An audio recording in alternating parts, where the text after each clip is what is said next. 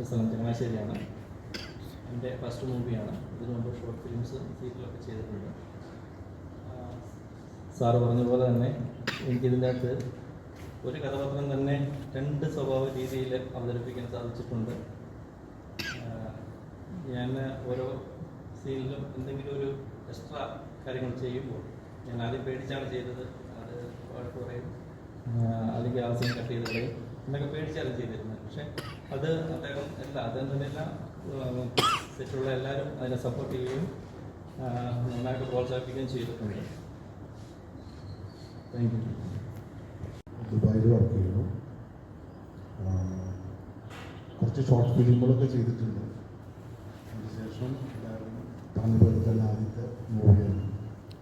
ഇതൊരു പോലീസ് ഓഫീസറായിട്ടാണ് ഞാൻ കഥാപാത്രത്തെ കൈകാര്യം ചെയ്യുന്നത്.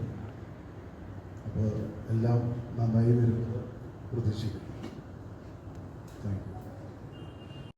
ഒരു നായികയായിട്ട് വന്ന ആരടുത്ത് ചോദിച്ചാലും ഈ പറഞ്ഞ നായികന്മാരുണ്ടെങ്കിൽ സന്തോഷമായിരിക്കും. പക്ഷേ ഈ ക്യാരക്ടറിന് പറ്റിയത് രജൻ ഭയ്യ തന്നെയാണ്. അതാണ് അതിൻ്റെ ഒരു പ്രത്യേകത. കാര്യം പുള്ളി ചെയ്താലേ അത് ഓക്കെ ആവുള്ളൂ രീതിയിലാണ് ഇവർ എഴുതി വച്ചേക്കുന്നത്. പുള്ളിയുടെ മാത്രം മനസ്സിൽ കണ്ട് ചെയ്തൊരു സ്ക്രിപ്റ്റാണ്. അപ്പോൾ ഇത് വേറെ ആര് ചെയ്താലും ചിലപ്പോൾ പുള്ളി ചെയ്യുന്ന ആ ഒരു മോഡൽ വരാൻ ചാൻസസ് ഇല്ല. അതാണ് അതിൻ്റെ ഒരു സക്സസ്സും. മോഡൽ വഴിയല്ലേ സിനിമയിലേക്ക് വന്നത്? ഞാൻ മോഡലിംഗ് ചെയ്യുന്നുണ്ട്, ഫോട്ടോഷൂട്ട്സ് ചെയ്യുന്നുണ്ട്, പിന്നെ ഞാൻ അല്ലാതെ ഇൻസ്റ്റാഗ്രാംസിലും കുറേ അതുപോലത്തെ പരിപാടിയുണ്ട്. പക്ഷെ അതല്ലാതെ മെയിൻലി എനിക്ക് ഇവരുമായിട്ടുള്ള ഒരു കോണ്ടാക്റ്റ് വന്നതെന്ന് വെച്ച് കഴിഞ്ഞാൽ ഷോർട്ട് ഫിലിംസ് ചെയ്യുന്നുണ്ടായിരുന്നു മുന്നേ. അപ്പോൾ ആ ഒരു റേഞ്ചിലാണ് എനിക്ക് പരിചയമുള്ളത്. അങ്ങനെയാണ് ഞാൻ ഇങ്ങോട്ട് വന്നത്. മോഡലിങ്സ് ചെയ്യുന്നുണ്ട്. അതുകൊണ്ടാണ് ഞാൻ പെട്ടെന്ന് തന്നെ തുടങ്ങണം എന്ന് പറഞ്ഞത്. ഫിലിമിൽ ഉള്ള ക്യാരക്ടർ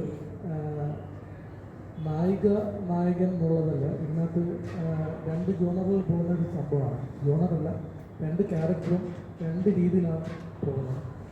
കൂടുതലായിട്ട് പടം കാണുമ്പോൾ നിങ്ങൾക്ക് മനസ്സിലാവും എന്തുകൊണ്ടാണ് അതങ്ങനെ പറയുന്നതെന്ന്. നല്ലൊരു ക്രൂ ആണ്. ക്രൂ മെമ്പേഴ്സ് എല്ലാം നല്ല സപ്പോർട്ടായിരുന്നു, എസ്പെഷ്യലി ഡയറക്ടർ. കാണണ്ട അവർ നല്ല ഈ സിനിമ കാണുമ്പോൾ മനസ്സിലാവും ഇങ്ങനെയാണ് അവരുടെ പെർഫോമൻസ് കാഴ്ചവെച്ചിരിക്കുന്നത്. എന്തായാലും ചിത്രത്തിന് എല്ലാവരുടെ ഭാഗവും വന്നു കൂടിയ മീഡിയാസിന് നന്ദി പറയുകയാണ്. എല്ലാവരും ഈ വിഷ്വൽ കാണുന്ന എല്ലാ പ്രേക്ഷകരോടും ഒന്നുകൂടെ ആവശ്യപ്പെടുകയാണ്, ഈ മൂവി തിയേറ്ററിൽ ചെന്ന് കണ്ട് ഞങ്ങളെപ്പോലുള്ള പുതിയ ആൾക്കാരെ സപ്പോർട്ട് ചെയ്യണം. ഇന്ന് ഇവിടെ എത്തിയ എല്ലാ സോഷ്യൽ മീഡിയയ്ക്കും പഴുതിൻ്റെ ഹൃദയമായ നന്ദി അറിയിക്കുന്നു.